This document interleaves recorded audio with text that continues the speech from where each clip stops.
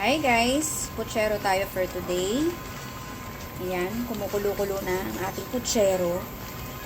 Nilagyan ko to half kilo ng pork, pechay, 2 tali, half ng medium size ng repolyo, 1 big can ng pork and beans, and 1.5 pouch ng tomato sauce.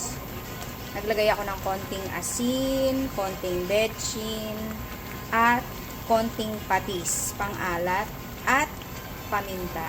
Tama ba? Nasabi ko na ba yung paminta? Nord-cube pa. At saka po yung isang nugget. Tapos, katapos, konting sugar, pambalanse. At, ano pa ba? May bell pepper na pala ito.